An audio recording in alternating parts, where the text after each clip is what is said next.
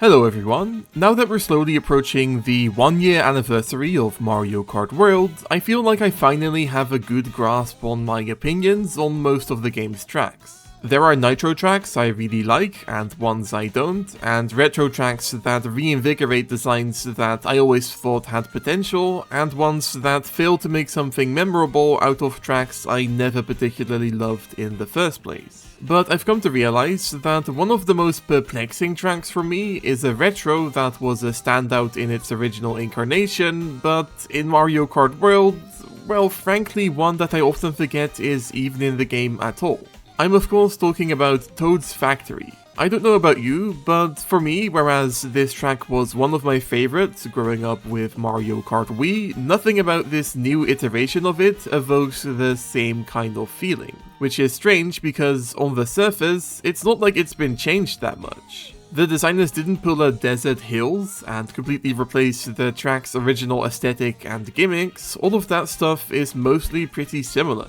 And yet, in my opinion, the track still feels a bit bland and uninteresting in ways that I think are hard to explain. So that's exactly what I'm going to try to do today. We're going to compare the track to its original incarnation, both in terms of gameplay and presentation, to figure out why Toad's Factory feels underwhelming in Mario Kart World. When analysed in the most basic way possible, Toad's Factory is, well, extremely basic, since the track layout is a glorified square. However, I think this was a very deliberate choice on the part of the track designers, since keeping the layout simple allowed them to fill the track with gimmicks without things feeling overwhelming. Remember that this track appears in the Mushroom Cup in Mario Kart Wii, and yet it doesn't feel like a beginner course at all. Every edge of this square features a different type of somewhat challenging obstacle to deal with. The first straightaway introduces conveyor belts that in this case transport brick blocks that get turned into item boxes by being smashed. Next up, the conveyor belts are used in a perpendicular configuration and flanked by two platforms that slowly move back and forth above a body of water. The third section features a couple of turns where the conveyor belts are once again used in a different configuration, followed by a big jump ramp, and then the final stretch before the finish line features large construction vehicles that can cover up boost panels that allow you to dash across a patch of mud. Now, Mario Kart tracks don't have to be designed like traditional Mario levels. Not every mechanic needs to be set up, evolved, and then paid off. But it's still nice to see how cohesive a lot of the ideas Toad's Factory plays with are, both in the way they fit together and match the overall factory theming. And moving over to the Mario Kart World version of the track, all of this has been ported over really quite faithfully. The conveyor belt crusher segment is pretty much exactly the same, so it still encourages a trade-off between either slowing down to collect item boxes on the sides or taking the faster and more risky central route. The second section looks similar at first glance, but the developers sneakily made it more easy to deal with by replacing these crates that can easily get in the player's way with coins. And obviously Mario Kart World's water driving gimmick makes falling off way less of a big deal. But apart from some minor differences, the rest of the track is functionally very similar to the Wii original. Though of course, all of that is ignoring the track's additional shortcut routes that take advantage of Mario Kart World's new gimmicks. Riding on the wall during the first turn allows the players to briefly reach a section above the normal road. Similarly, a sequence of tricky rail grinds during the moving platform part can allow you to grind along another rail above the next turn, and it's also possible to jump onto some girders hanging from cranes, which allow you to cut across the final turn. However, apart from that final shortcut, which I take advantage of every chance I get, I do think it's a problem how pointless these additions feel. As far as I'm aware, driving up the wall along the first turn is so slow that there's no reason to do this unless you're really scared of bumping into the other drivers. And although the other additional route isn't super inefficient as far as I'm aware, it's also only accessible when the timing of this second moving platform happens to line up perfectly, meaning I just never go for it at all. So the only purpose these shortcuts serve is spreading the players out a bit, which to be fair is definitely necessary since, apart from that, this track seemingly wasn't adjusted to fit Mario Kart World's doubled driver count whatsoever.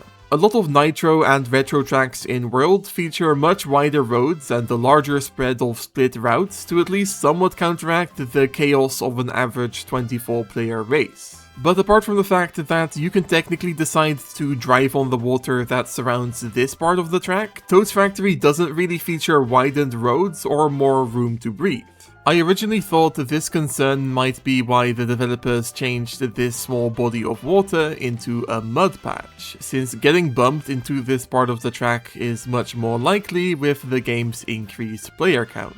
However, this decision was almost certainly made because Mario Kart World doesn't feature any out-of-bounds water whatsoever, and allowing players to drive across this water would just break the way this part of the track is designed.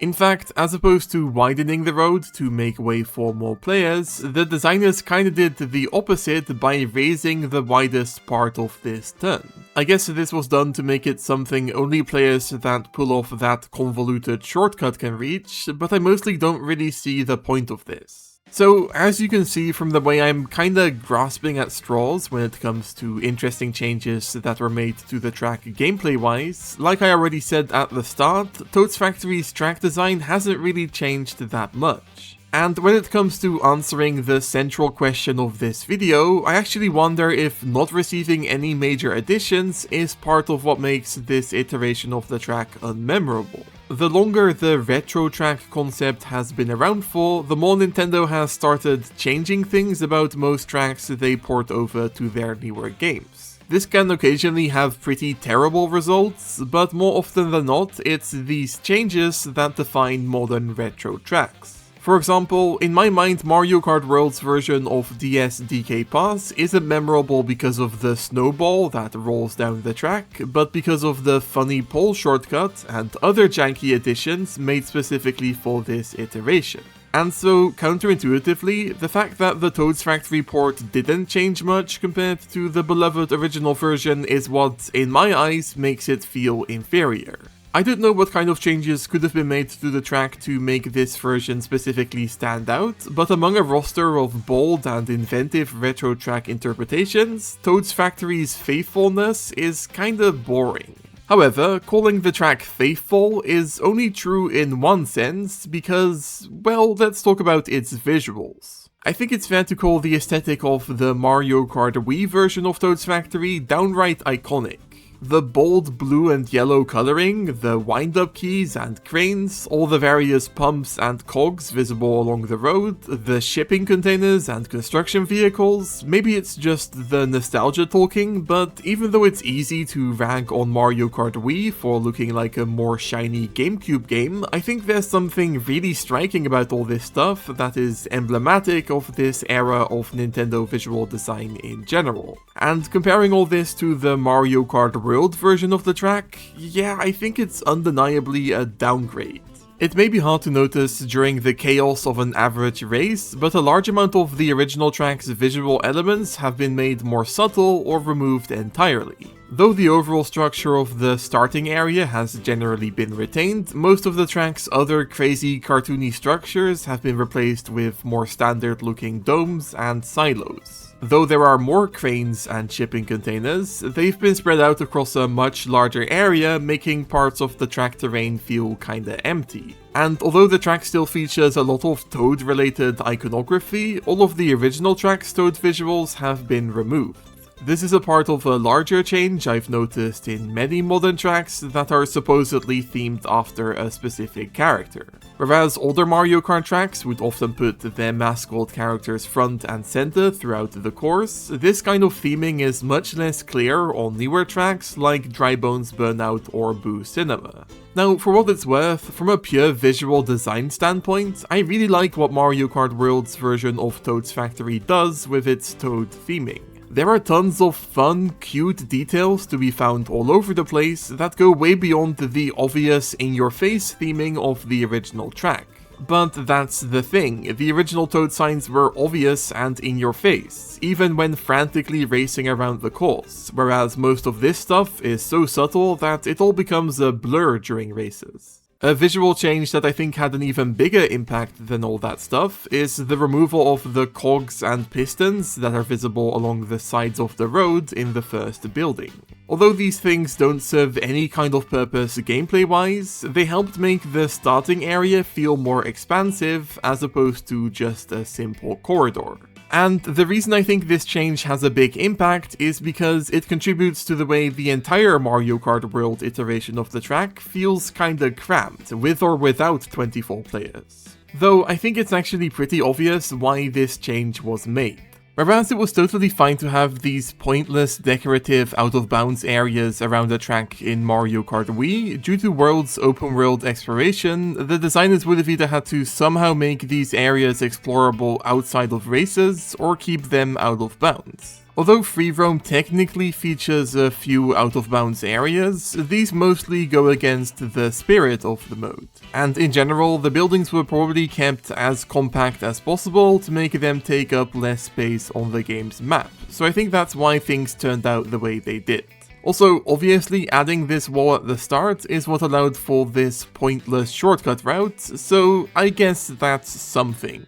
On the other hand, Mario Kart World actually added more decorations in the track's second building, since it features two new marble contraption things that are completely fenced off. I know these are the item capsules that are also featured in one of the free roam P-Switch missions around the track, but I do think, regardless of that context, that this is a bit of a strange addition that doesn't feel super cohesive with the rest of the track's theming, and also once again makes the track feel more cramped. Anyways, speaking of free roam, I think that's what informed a lot of the awkward changes that were made to the track. This wall was removed because it would be annoying to divide the track's explorable area for no real reason, the goofy building designs were made more flat and boring so drivers could actually interact with them, and the track lost any semblance of a cohesive backdrop because you're not looking at the backdrop but other track environments. Some of these changes were definitely necessary, like things were always going to have to be shifted around to allow players to approach the track from any direction, and the original buildings weren't even designed to have roofs, let alone ways for the players to easily access them, but I do think the loss of more specifically themed track backgrounds is a big problem across Mario Kart World. Some tracks like Mario Bros. Circuit feel like they were tailor-made to fit the environment in which they were placed, or more likely the environments were tailor-made for the tracks, but in most cases, being able to see random parts of other track environments whilst driving around courses that should really have their own unique theming feels kinda odd. Like, ignoring the open world aspect, the relatively cheery beginner course that is Toad's Factory shouldn't feature a massive volcano dominating the skyline. Now, whether all of this was worth it, whether it's okay that so many of the track's downgrades are apparently the direct result of the game's open world structure, depends entirely on one's opinion on Mario Kart World's open world, which is far too big of a topic to tackle in a video like this. But at least it's nice to know that the loss of the soul of one of my favorite childhood tracks is partially yet another thing that can be blamed on this game's least controversial aspect. So, in conclusion, why does Toad's Factory feel underwhelming in Mario Kart World? Well, of course, it's a number of things. Although the track is mostly the same gameplay-wise, many of the changes that were made to it are uninteresting, and in general it feels like the track didn't receive the type of design overhaul that tends to make retro tracks stand out. And visually, not only is the track the victim of a kinda typical, more sleek and less cartoony makeover, but a lot of changes were also seemingly made specifically to allow it to work within the context of an open world. But still, despite all my ways of trying to find a logical explanation, it really does end up just coming down to vibes. If you spend enough time playing certain parts of certain games, they can leave a mark on you that is impossible to replicate, even by very similar parts of different games.